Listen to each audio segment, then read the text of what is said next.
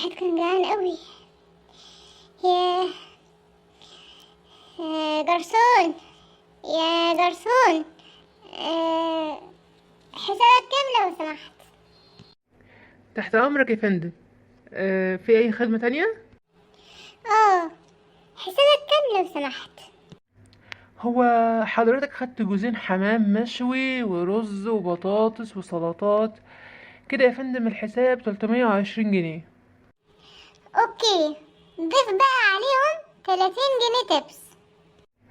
أنا بشكرك جدا يا فندم. كده يبقى كله 350. تمام كده، مظبوط فعلا. هاتهم بقى.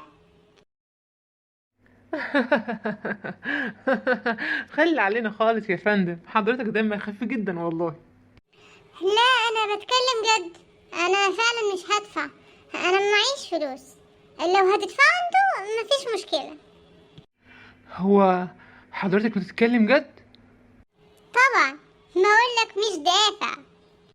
طب وبعدين حضرتك كده هتسبب لي أنا في مشكلة. ولا مشكلة ولا حاجة. روح بس انت بلغ صاحب المحل وقول له في زبون مش عايز يدفع الحساب. انت مكبرها ليه؟ هو حضرتك متأكد؟ يا سيدي ايوه متأكد والله، ومش دافع مش دافع. هو انت بقى الزبون اللي مش عايز يدفع الحساب؟ لا كده بقى الوصفة غلط.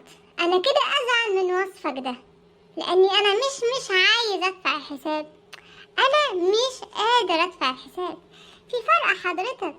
صدقني انا مش قادر اديك. مش عايز. وبعدين مين عارف، يمكن ربنا يفرجها دلوقتي بفلوس وتاخد فلوسك، حد يعرف. يا سلام، والله انت بقى عايزني انا اكل من الكلام ده مش كده؟ ولما انت مش معاك فلوس بتاكل يا طفس ب 320 جنيه ليه؟ طفس، الله يسامحك. وبعدين انت شكلك مش مصدقني. يا عم والله الفرج بيجي في لحظة. انت مش مؤمن ولا ايه؟ ربنا هو اللي بيرزق، قادر يرزقني في لحظتها دلوقتي واديك فلوسك ومحدش يبقى له حاجة عندي. اوكي. بس انت عارف احنا ممكن نعمل فيك ايه دلوقتي؟ عارف طبعا. انت قدامك حل من 3 مفيش غيرهم. اولهم انك تبلغ البوليس ويجوا ياخدوني. هروح انا اتحبس واكل واشرب وانام ببلاش، وانت برضه مش هتاخد فلوسك. وثانيا ثانيا بقى انك تاخدني جوه انت ورجالتك، تطحنوني علقة موت، ومش هتلاقوا معايا حاجة برضو تاخدوها. والحل ده مش مناسب ليكوا يعني، عشان اكون صريح معاك، لاني هصرخ واصوت وهعمل لكم قلق كبير قوي في المحل. هيزعج الزباين طبعا، وهيمشوا ولا يأثر على سمعة المحل، وبرضه مش هتاخد فلوسك. طبعا ده غير ان انا هطلع من هنا على الاسم اعمل لكم محضر تعدي، وهروح المستشفى اتحجز هناك وانا مدغدغ. واكيد طبعا هصب على حد هناك، فبرضه احتمال اكل واشرب وانام ببلاش، وانت برضه مش هتاخد فلوسك. وثالثا اما بقى الحل التالت، فانك تستعوض ربنا وتسيبني امشي بهدوء، بس ده بعد ما اشرب القهوة، عشان الاكل بدأ يجيب لي خمول وحاسس اني عايزة انام. لو سمحت نزلوا لي قهوة، واوعدك هشربها وهمشي على طول. كمان. ما شاء الله ما شاء الله. بس احنا بقى عندنا حل رابع هيعجبك قوي. عارفه. مش قصدك يعني انك تشغلني هنا بتمن الاكل؟ امسح واكنس واغسل لكم الصحون. لا مش هينفع خالص، مش هينفع والله، لاني ما بعرفش اعمل الحاجات دي، والخسائر اللي هسببها لو شغلتني هنا هتبقى اكتر بكتير من تمن الاكل اللي مش عايز تسامحني فيه ده. يعني كل حلولكم هتيجي عليه خساير، وبرضه مش تاخدوا فلوسكم. بس انا بقى جات لي فكره حلوه قوي دلوقتي، حل هيطلعني من المأزق اللي انا فيه ده، وكمان انت اللي هتدفع لي فلوس. ايه رأيك بقى؟ انا كمان اللي هدفع لك فلوس؟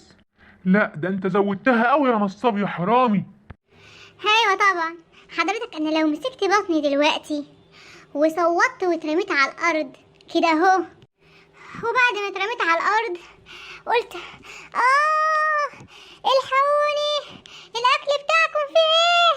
هموت، الحقوني، الاكل فيه سم ولا ايه؟ انتوا بتحطوا في الاكل ايه؟ بطني بتتقطع. الله يخرب بيتك، مش عايزين حاجة، قوم وغور في داهية، قوم. مش قادرة اقوم، مش قادرة اقوم، هاتولي الاسعاف، الاسعاف. بص انا اسف، بص قوم قوم، ومش عايز منك اي حاجة خالص. مش قادر، مش قادر. طب 100 جنيه يا ابن الكلب وما تورينيش وشك تاني. الاسعاف، الاسعاف. طب 200 جنيه، ها 200 جنيه. بموت بموت. امال عايز كام؟ 320 جنيه. موافق موافق. وضيف عليهم 30 جنيه تبس. موافق. ومحدش من رجالتك يجي ورايا بره. يا سيدي ما حدش هيجي وراك، قوم بقى خلصنا. طب هات ال 350 جنيه. هم خلاص يا جماعة، مفيش حاجة، احنا اكلنا سليم، وعمر ما حاجة زي دي تحصل عندنا. الراجل فاق اهو، واضح انه كان تعبان شوية بس. اتفضلوا اتفضلوا. لو سمحت. انت لسه هنا؟ ما تغور بقى. ليه بس كده؟ ده انا عايز اديك فلوسك. ادي 320 جنيه حساب الاكل، وعليهم 30 جنيه تبس للعمال. مش قلت لك ربنا هيفرجها؟ ما صدقتنيش. يبقوا خلوا عندكم ايمان شويه عشان ربنا يكرمكم.